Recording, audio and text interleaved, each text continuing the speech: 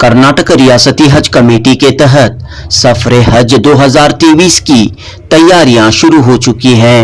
बेंगलुरु हज embarkation point से आज़मीन हज का पहला काफिला 7 जून 2023 को रवाना होगा।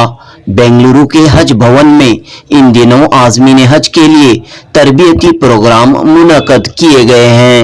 आज़मीन हज की अलग अलग बैच के लिए 3 दिनों तक यानी 27, 28 और 29 मई को तरबियती प्रोग्राम तरतीब दिए गए हैं। कर्नाटक रियासती हज कमेटी और इंडियन हज ट्रेनिंग फोरम के तहत ये तरबियती प्रोग्राम मुनक्कद किए गए हैं। मारूफ हज ट्रेनर और वजीफेयाब केएस ऑफिसर सैयद एजाज अहमद और मारूफ आलिम दीन मौलाना जैनुल आबिदीन आज़मीन हज की तरबियत और रहनुमाई कर रहे हैं।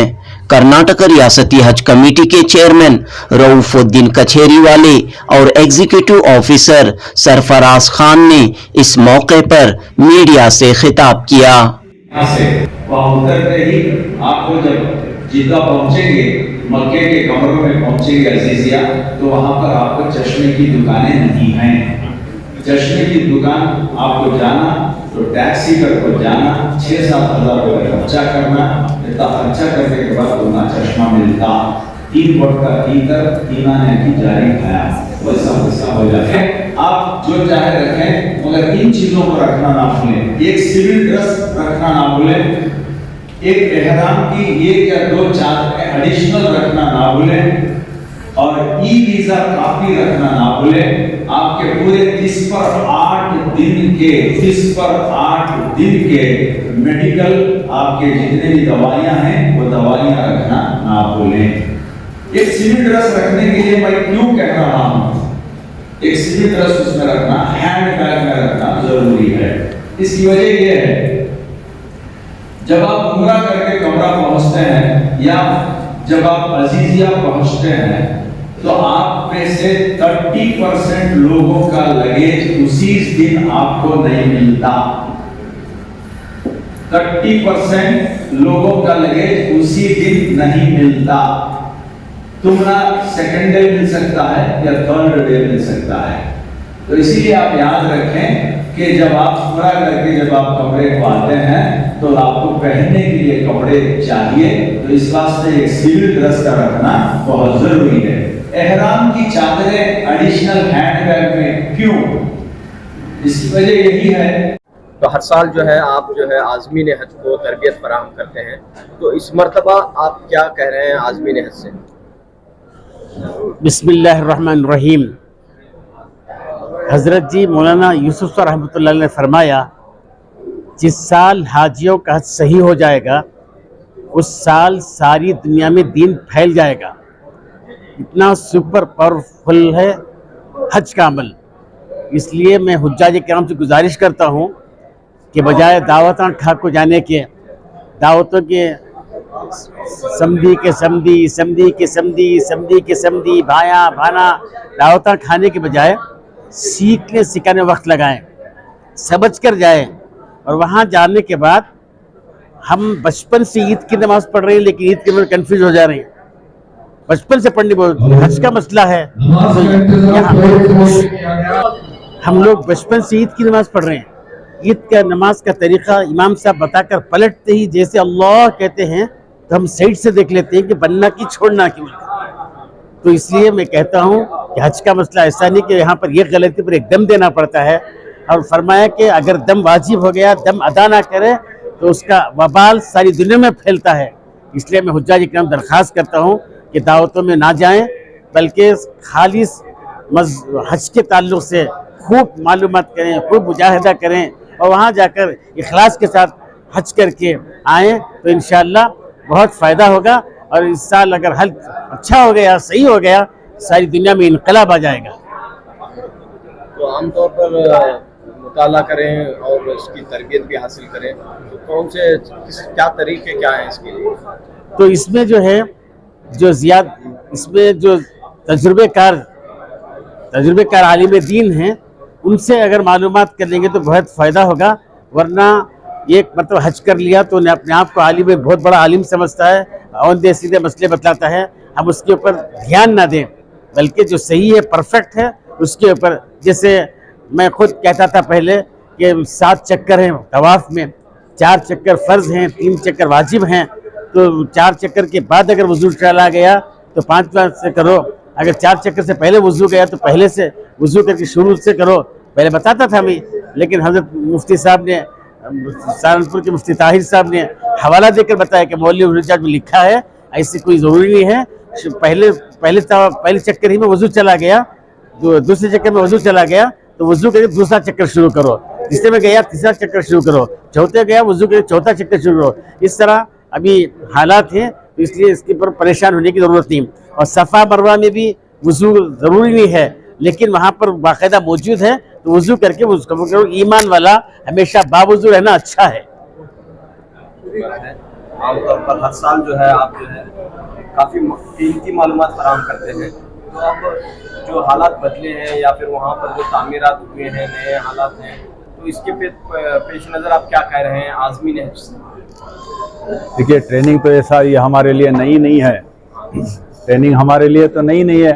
25 साल से हम इसकी खिदमत करते आ रहे हैं। इंडियन हज ट्रेनिंग फोरम बेंगलुरु ही नहीं बल्कि गुलबर्गा, मंड्या, बलारी, इस तरह मुख्तलिफ़ मुकामों पे हम ट्रेनिंग देते आए हैं, देते आएंगे, इंशाल्लाह देते रहेंगे। तो अब तक जो ट्रेनिंग दी जाती थी उसमें और इस बार में एक बहुत बड़ा फ़र्क ये है कि वहाँ के हालात और जो साइंस एंड टेक्नोलॉजी जो एडवांस हुई है, इसमें जो है हज के परफॉर्मेंस को भी सिस्टम को डिजिटाइज कर रहे हैं, उसको डिजिटाइज कर रहे हैं। मिसाल के तौर पर एक बड़ी मिसाल ये दे सकता हूँ कि रियाजुल जन्ना में अगर आपको जाना है, वहाँ पर अगर नमाज पढ़नी है आपको, तो वहाँ पर जब तक आपको नुसुख ऐप डाउनलोड नहीं करेंगे और जब आपको नुसुख ऐप पर आपको स्लॉट नहीं मिलेगा, आप रियाजुल जन्ना में नहीं जा सकते। आप पुराना फ़ोन रखेंगे या 2 आदमियों के दरमियान, 2 आज़मीन के दरमियान एक हैंडसेट रखेंगे, तो आप दोनों नहीं जा सकते। तो इस किस्म से आपको जो है आजकल डिजिटाइज हुआ है, और हो सकता है और कई जगहों पर जैसे वीज़ा को हमें डाउनलोड करना है, तो वीज़ा को डाउनलोड करने के लिए OTP आता है, OTP जब तक हम नहीं देंगे तो हमारा वीज़ा डाउनलोड नहीं होता है। इस किस्म के हालात वहाँ पर आए हैं। और सबसे बड़ी यूँ कहूँ कि एक रूहानियत हमारी जो निकल गई है वो ये है कि हाजी जब कमरे से निकलता था तो एहराम की हालत में सोच कर आता था कि वो खुश होता था, जब हरम के सहन में आता था तो खुश हो जाता था मस्जिद हराम को देखकर कि चलो मैं अब इसमें दाखिल होता हूँ। अब हम अपनी मर्जी से दाखिल नहीं हो सकते, अपनी मर्जी से दाखिल नहीं हो सकते। वो लोग जिस तरह मैनेज करते हैं उनकी भी गलती नहीं है, वहाँ के हालात ऐसे आए हैं कि जो मैनेज करते हैं कि कौन से दरवाजे से उन्हें छोड़ना है, या गेट नंबर 1 से, या गेट नंबर 79 से, या गेट नंबर 64 से, इस किस्म से जो मॉनिटर करते हैं। हम सोच के आते हैं कि हरम में जाके दाखिल हो जाएंगे, हम दाखिल नहीं हो सकते। वो जो जिस गेट से कहेंगे उसी गेट से दाखिल होना है। और तवाफ़ करने के लिए हम सिविल ड्रेस में जाके तवाफ़ करते थे, अब तवाफ़ नामुमकिन है। अगर यूँ कहूँ कि सिर्फ उम्रा करने वाले को मताफ में इजाज़त है, मर्द हजरात के लिए उम्रा करने वाले को मताफ में इजाज़त है। और एहराम की हालत में हम काबे को छू नहीं सकते क्योंकि खुशबू रहती है।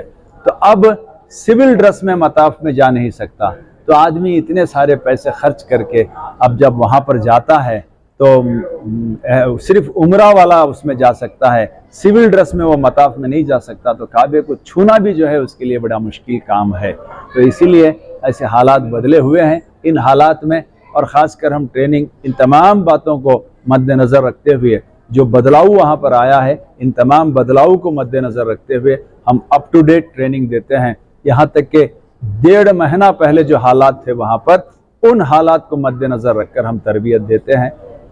लोग भी इसका फ़ायदा उठाते हैं, लोग जो है खुश भी हैं, और उनके हम रिव्यू लेते हैं तो बड़ी तबीयत खुश होती है कि चलो हाजी जो है इस तरबियत से फ़ायदा उठा रहे हैं। कि हर आज़िम में जो है एक स्मार्टफोन लेकर जाए ज़रूरी है। आप देर से आए हैं इसीलिए आप नहीं देखे। स्टार्टिंग मेरी तरबियत शुरू होती ही उस स्लाइड से कि हर हाजी को, आज़मीन को जब तक वो स्मार्टफोन नहीं रखता वो आप दो बातें भूल जाए, उसका वीज़ा गुम गया तो वीज़ा नहीं हो सकता, और दूसरी बात, हाँ अलबत्ता फिर बाद में उसके अल्टरनेट हैं, मगर नुस्ख का अगर आप डाउनलोड नहीं कर सकते तो रियाजुल जन्ना में एंटर होना नामुमकिन बात है।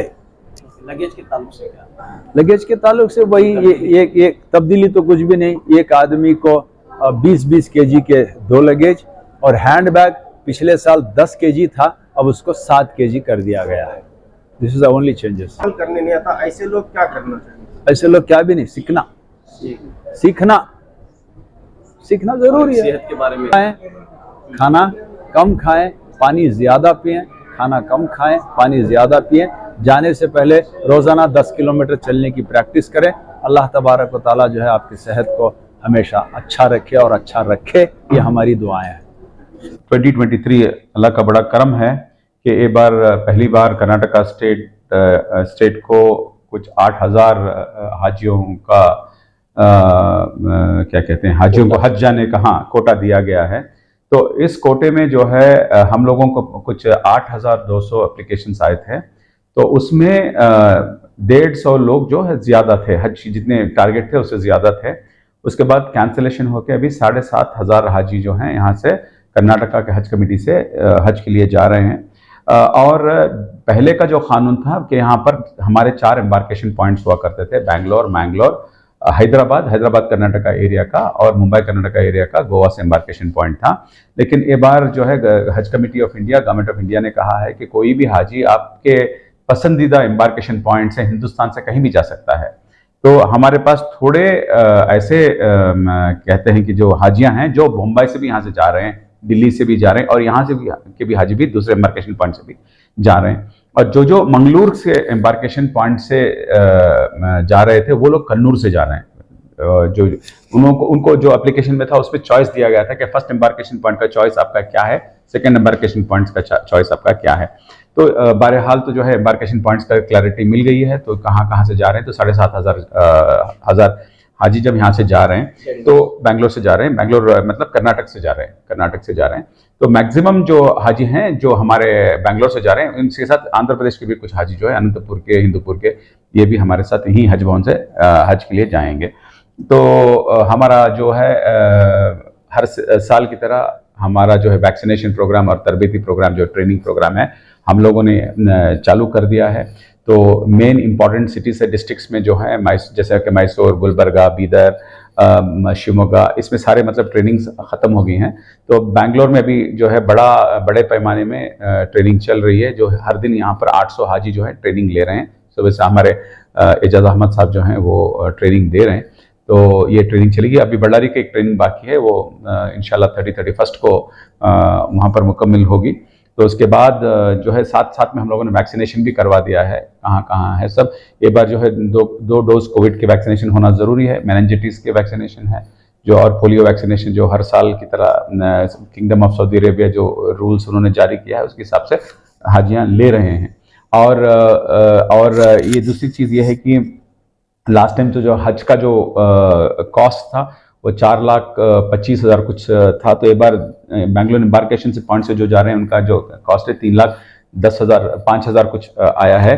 तो इसमें क्या है कि लास्ट टाइम हम लोगों ने हज कमेटी से, कर्नाटका स्टेट हज कमेटी से गवर्नमेंट यूनियन मिनिस्टर को हमने कहा था कि आप सूटकेसेस जो लास्ट टाइम दिए से हमको बहुत तकलीफ हुई इससे, तो सूटकेसेस का आप साइज दे दें और ये दे दें, तो हाजियाँ खुद अपने सूटकेस जो है साइज के हिसाब से खरीद लेंगे।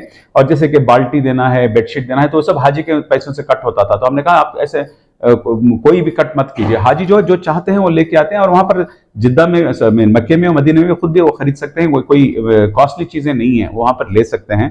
तो एक वो चेंजेस हुआ है हज कमेटी के रूल्स में।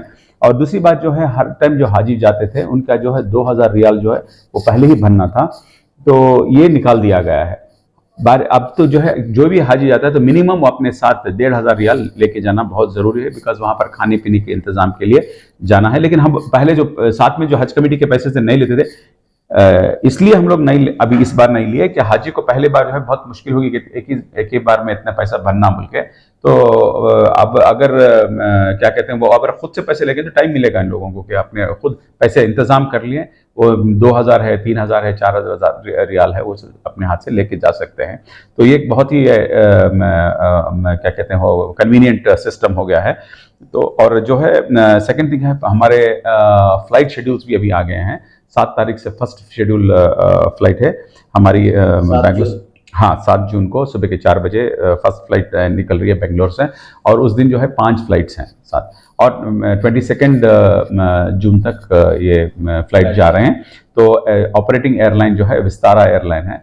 तो विस्तारा एयरलाइन की जो क्या कहते हैं 150 कैपेसिटी की हवाई जहाज़ जो है जो यहाँ से जा रही है। तो दिन में फर्स्ट दिन में 5 फ्लाइट जाएंगे, और उसके बाद 3 फ्लाइट जाएंगे।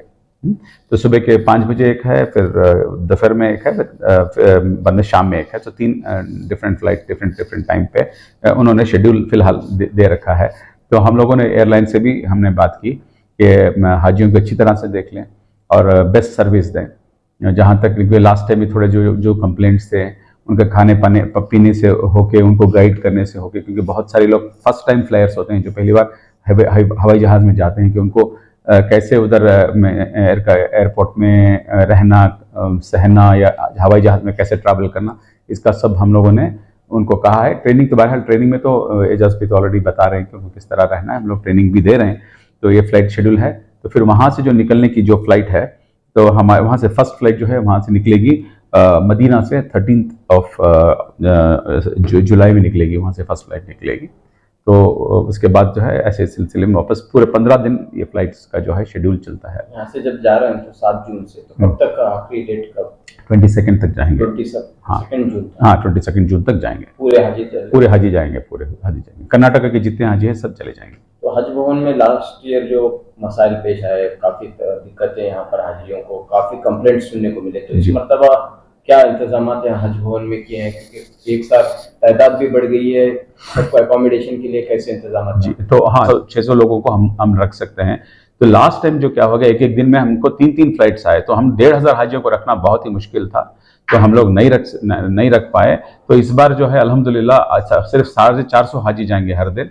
तो उसका इंतज़ाम जो है हम लोगों ने ऑलरेडी कर रखा है। 600 रूम तैयार हैं हमारे, और हज कैंप में भी हम लोग हैं जो है इंतज़ाम अच्छी तरह से कर रहे हैं। बिकॉज ये बार ऑनरेबल सीएम साहब जो हैं उसको इनॉग्रेट करेंगे, तो ऑनरेबल मिनिस्टर भी रहेंगे, हम इंतज़ाम करते रहेंगे।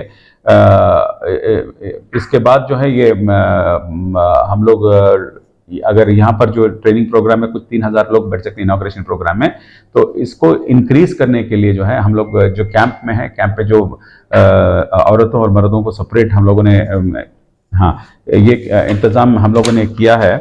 तो यहाँ पर जो है जेंट्स को और इधर लेडीज़ को हमने क्या है, ये मेन प्रोग्राम होगा हज भवन का, जहाँ पर हम लोग जो है मेन सीएम का प्रोग्राम चलेगा।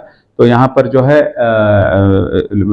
मेल जो है रिश्तेदार आते हैं, फीमेल रिश्तेदार आते हैं, यहाँ पर उनके लिए टॉयलेट्स बनाएं। यहाँ पर भी हम LCD ट्रेन लगाएंगे, क्योंकि इस बार बहुत पैमाने में लोग आने का 10-12 हज़ार लोग आने का तो है अंदाज है। तो इसके लिए हम लोगों इसके लिए हम लोगों ने इंतजाम किया है, तैयारी की है। और जैसे कि लास्ट टाइम हम लोगों ने बाहर के लोग भी हज भवन में आके हमको बहुत ही तकलीफ हुई इस बार, तो बाहर के लोग नहीं आएंगे। जो भी हाजी अपने रिश्तेदार को मिलना चाहते हैं तो वो कैंप में जाएंगे बिल्कुल बाजू में, और उनके रिश्तेदार को मिलकर वापस आएंगे। तो ये इंतजाम हम लोगों ने किया। 2023 का हज होने जा रहा है। इस साल 2023 में जो कर्नाटक स्टेट से हज को जाएंगे वो 8026 हाजी रहेंगे, जिसमें पूरे कर्नाटक स्टेट के जितने भी डिस्ट्रिक्ट हैं उन तमाम डिस्ट्रिक्ट से लगभग 8026 हाजी जाएंगे, और 200 के आसपास वेटिंग है। इंशाल्लाह वो भी कंफर्म होने की कोशिश हो रही है। अभी हम लोग जैसे ही गवर्नमेंट ऑफ इंडिया सेंट्रल हज कमेटी का जैसे हमें गाइडलाइंस मिलने के बाद तुरंत हम लोग जो है वैक्सीनेशन प्रोग्राम और ट्रेनिंग प्रोग्राम हमने स्टार्ट किया है। 15 तारीख से हम लोग पहले वैक्सीनेशन प्रोग्राम में स्टार्ट किए थे, जो इनाग्रेशन उडुपी में हुआ था। उडुपी में 15 तारीख से लेके लास्ट हम लोग बल्लारी तक, पिछले 2 दिन पहले बेंगलुरु में हुआ, लास्ट बल्लारी में लगभग 25 डिस्ट्रिक्ट में हम लोग ये वैक्सीनेशन और पोलियो ड्रॉप्स का प्रोग्राम हमने रखे थे। वहाँ पे गवर्नमेंट ऑफ इंडिया के जो गाइडलाइंस थे हेल्थ डिपार्टमेंट के, उस गाइडलाइंस के मुताबिक हर डिस्ट्रिक्ट में डिस्ट्रिक्ट सर्जन, वहाँ के डॉक्टर्स, वहाँ के स्टाफ एंड वहाँ के नर्सेस, लेडीज़ और जेंट्स, तमाम लोगों की टीम मौजूद रही, जिनमें काफ़ी एक 7-8 डिस्ट्रिक्ट में मुझे भी जाने का मौका मिला। मैं भी वहाँ वैक्सीनेशन प्रोग्राम में गया था, हमारे एग्जीक्यूटिव ऑफिसर भी गए थे, हमारे मेंबर्स भी गए थे, तमाम लोगों की जो है मौजूदगी रही। अल्हम्दुलिल्लाह पूरे डिस्ट्रिक्ट में हमारा वैक्सीनेशन और पोलियो ड्रॉप्स का काम कंप्लीट हुआ है, जिसमें DHO और है government of Karnataka health department का भी मैं शुक्रिया अदा करता हूं कि वक्त पे उन्होंने वैक्सीनेशन और पोलियो ड्रॉप्स दे करके हाजियों को सहूलत पहुंचाई है। और लगभग हमारे 8,000 के आसपास वैक्सीनेशन हो चुके हैं। तमाम लोगों के पासपोर्ट भी यहाँ से जमा करवा के, जो तीसरा इंस्टॉलमेंट उनका भरना था वो भरे, वो भी हम लोग पासपोर्ट बॉम्बे के लिए रवाना करें। कुछ दिन में अल्हम्दुलिल्लाह वो पासपोर्ट भी वीज़ा लग के आएंगे।